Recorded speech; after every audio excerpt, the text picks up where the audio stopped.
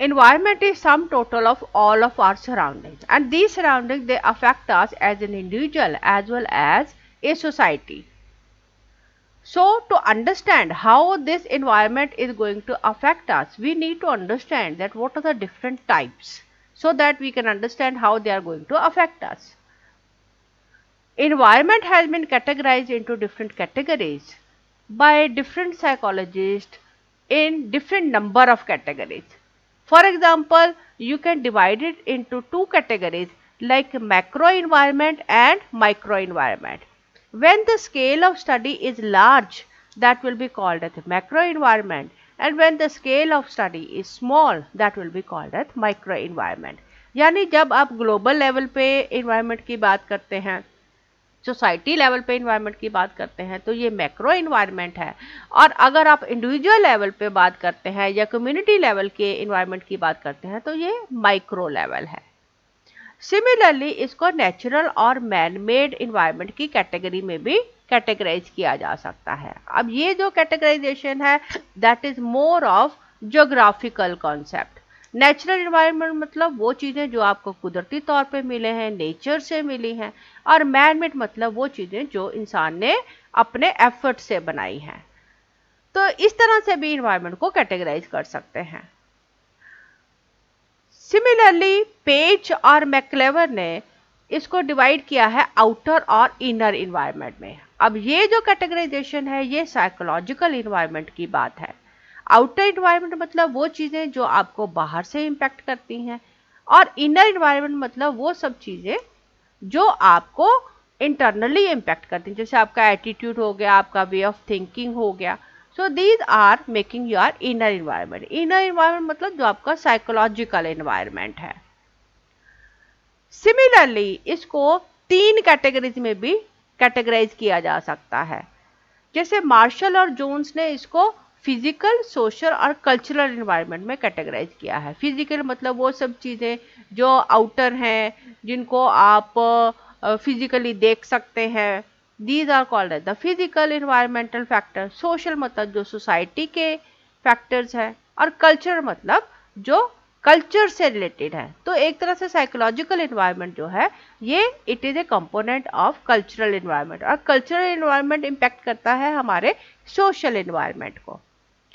इसी चीज़ को built environment, natural और सोशल कैटेगराइजेशन में भी बांटा जा सकता है। यानी बिल्ट इन्वायरमेंट मतलब वो जो मैन मेड है, नेचुरल मतलब वो जो नेचुरल है, एंड सोशल मतलब जो सोसाइटी से रिलेटेड है। गिस्बर्ट ने इसको चार कैटेगरीज में बांटा है। So according to P Gisbert, environment is of 4 types: natural, artificial, social and psychological. मैं समझती हूँ कि इन सब चीज़ों की झलक जो है, ये आपको ऊपर की कैटेगराइजेशन में नजर आएगी। नेचुरल मतलब वो जो कुदरती तौर पे है, आर्टिफिशियल मतलब वो जो मैन मेड है, सोशल मैक्रो लेवल पे भी हो सकता है, माइक्रो लेवल पे भी हो सकता है, एंड साइकोलॉजिकल मतलब जो आपके इंटरनल इन्वायरमेंट की बात करते हैं, आपके थिंकिंग, बिहेवियर और आपका जो एटीट्यूड है, वैल्यूज़ हैं, उनके बारे में बात करते हैं। और साइकोलॉजिकल इन्वायरमेंट का इम्पैक्ट सोशल इन्वायरमेंट पे और सोशल इन्वायरमेंट का साइकोलॉजिकल इन्वायरमेंट पे इंटर रिलेशनशिप रहता है। अब आज हम जो पढ़ने वाले हैं, आज हम पढ़ने वाले हैं टाइप्स ऑफ इन्वायरमेंट, और ये टाइप्स ऑफ इन्वायरमेंट हम पढ़ेंगे according to Kurt Lewin. Kurt Lewin के बारे में पहले जान लेते हैं कि ये कौन है। कर्ट लेविन एक सामाजिक रिफॉर्मर के तौर पे भी जाने जाते हैं और साइकोलॉजिस्ट के तौर पे भी जाने जाते हैं। इन्होंने बहुत सारा काम किया सोशल, ऑर्गेनाइजेशनल और अप्लाइड साइकोलॉजी की फील्ड में। यानी सोशल यानी सामाजिक, ऑर्गेनाइजेशनल मतलब संगठन की साइकोलॉजी क्या है, और अप्लाइड साइकोलॉजी मतलब व्यवहारिक मनोविज्ञान के ऊपर। इनका बहुत इंपॉर्टेंट वर्क है फील्ड थ्योरी, जिसमें इन्होंने पर्सनैलिटी थ्योरी और सोशल डायनेमिक को डिस्कस किया है in perspective of gestalt theory. Gestalt का मतलब है आप किसी चीज को पूर्णता के रूप में देखते हो, looking at the whole picture, that is called as the gestalt perspective. तो ये सब चीज़ों के बारे में हम बात करेंगे जब मैं आपको साइकोलॉजी का कोर्स शुरू करूंगी, तो उसमें हम इन चीज़ों के बारे में डिटेल में बात करेंगे। फिलहाल आप इतना समझ सकते हैं कि जो कर्ट लेविन है, इनको जाना जाता है for application of psychology to psychological problems, यानी साइकोलॉजिकल प्रॉब्लम्स, आपसी मनमुटाव, आपसी कंपटीशन, ये सब चीज़ें जो हैं, इनको इन्होंने साइकोलॉजी के प्रिंसिपल्स के बेसिस पे इन्होंने इसको करेक्ट करने के लिए और इसको एक्सप्लेन करने के लिए बहुत सारा वर्क किया। तो कर्ट लेविन ने इन्वायरमेंट को किस तरह से कैटेगराइज किया है, इसको आज हम पढ़ने वाले हैं। कर्ट लेविन ने इन्वायरमेंट को 3 कैटेगरीज में डिफाइन किया, जो सभी जो कंपोनेंट है जो हमारी पर्सनैलिटी को इम्पैक्ट करते हैं और सोसाइटी को इम्पैक्ट करते हैं। तो जो तीनों कंपोनेंट्स हैं, physical environment, social and cultural environment and psychological environment. तो सबसे पहले हम बात करेंगे फिजिकल इन्वायरमेंट की।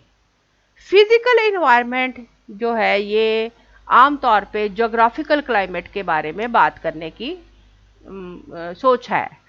इसमें हम क्या बात करते हैं, क्लाइमेट, वेदर, ह्यूमिडिटी, ये जो सब कंपोनेंट्स हैं, ये हमारे फिजिकल इन्वायरमेंट को बनाते हैं। जो इंसान है या मनुष्य की जो सभ्यता है, उसके ऊपर क्लाइमेट का बहुत ज़्यादा इन्फ्लुएंस रहा है। जैसे हम देखते हैं कि यूरोपियन लोग जो हैं वो आमतौर पे गोरे रंग के होते हैं, वाइट कलर के होते हैं, और एशियन और अफ्रीकन जो हैं ये डार्क कॉम्प्लेक्शन है। सिमिलरली इसका हमारी फिजिक के ऊपर, यानी हमारी कद काठी के ऊपर भी बहुत इफेक्ट रहता है। आप देखते हैं कि अलग अलग जगह पर रहने वाले लोगों का जो फिजिक है, यानी उनकी जो कद काठी है, वो अलग अलग होती है। और इसी तरह जो फिजिकल एनवायरनमेंट है, ये हमारी वर्किंग एफिशिएंसी के ऊपर भी इम्पैक्ट करता है कि हम कितना काम कर पाते हैं। तो ये जो सब डिफरेंसेस अराइज होते हैं due to colour, due to physique, due to working efficiency, these are dependent upon the physical environmental factors. दूसरा जो है that is social and cultural environment. Social and cultural environment, ये बात करते हैं सोशल, इकोनॉमिकल और पॉलिटिकल कंडीशंस की, और हमारे मॉरल्स, हमारे कल्चर, हमारे इमोशंस, ये काफ़ी कुछ सोशल और कल्चरल इन्वायरमेंट से ट्रिगर होता है या कंट्रोल होता है। सोसाइटी को 2 तरीकों से बांटा जा सकता है। एक वो सोसाइटी जिसको हम ओपन सोसाइटी कहते हैं, जो कि इंडिविजुअल डेवलपमेंट के लिए बहुत कंड्यूसिव है, और दूसरी वो जो क्लोज सोसाइटी है, जिसमें किसी व्यक्ति को डेवलप करने के, आगे बढ़ने के बहुत सारे मौके नहीं मिलते हैं। तो सोसाइटी किस तरह की है, इससे भी हमारी पर्सनैलिटी के ऊपर अफेक्ट आता है। तीसरी तरह का इन्वायरमेंट है that is called as the psychological environment. Kurt Lewin ने इसके लिए एक टर्म यूज करी, लाइफ स्पेस। साइकोलॉजिकल इन्वायरमेंट किसी भी इंडिविजुअल का अपना पर्सनल साइकोलॉजिकल इन्वायरमेंट है। ये वो लाइफ स्पेस है जिसमें किसी इंसान की पर्सनैलिटी डेवलप होती है, उसके गोल्स डिसाइड होते हैं, और इस इन्वायरमेंट के साथ एडजस्ट करना हर इंसान के लिए बहुत ज़रूरी है। इस सारे को डिफाइन करने के लिए कर्ट लेविन ने जो टर्म यूज करी है दैट इज लाइफ स्पेस। तो लाइफ स्पेस क्या है, ये हमारा फील्ड ऑफ परसेप्शन है कि हम अपने आप को किन परिस्थितियों के बीच में देखते हैं और हमारा परिप्रेक्ष्य क्या है, हम उनको किस तरह से देखते हैं। कर्ट लेविन ने कहा कि आमतौर पे कुछ ही लोग हैं जो कि अपने लाइफ स्पेस को डिटरमाइन कर सकते हैं। आमतौर पे जो मनुष्य है वो अपनी परिस्थितियों के वश में होता है, और हम जो हैं वो हमारे जो एक्शंस हैं वो हमारे इन्वायरमेंट से, यानी हमारी सराउंडिंग से, और उन लोगों से जो हमारे आसपास हैं, जिनके साथ हम एसोसिएटेड होते हैं, उनके द्वारा संचालित होते हैं। सो बेसिकली हमारा जो एक्शन है वो किससे ट्रिगर होता है, किससे कंट्रोल होता है, that is by the internal environment, जो कि आप किस तरह से परिस्थितियों को देखते हैं, आप उनको किस परिप्रेक्ष्य में देखते हैं, उस पर डिपेंडेंट है। और जिन लोगों के बीच में आप हैं, जो लोग आपकी लाइफ स्पेस को शेयर करते हैं, उनके ऊपर डिपेंड करता है। इसके लिए उन्होंने एक फॉर्मूला भी डिफाइन किया जिसमें उन्होंने कहा कि जो बिहेवियर है किसी पर्सन का, that is function of person and his और हर एनवायरनमेंट। यानी अगर पर्सन सेम है और उसका एनवायरनमेंट बदल जाता है तो हम क्या देखते हैं कि हम उसके बिहेवियर में भी चेंज देखते हैं। तो इस तरह से कर्ट लेवी ने जो कैटेगराइजेशन दी है एनवायरनमेंट की, वो लगभग सभी तरह की कैटेगराइजेशन में फिट होती है। तो according to this, the environment is physical, social and psychological environment. और हमारा जो भी सम टोटल है इस पूरे एनवायरनमेंट, इन सब एनवायरनमेंट को हम अलग अलग नहीं देख सकते। We have to look at the totality of the environment.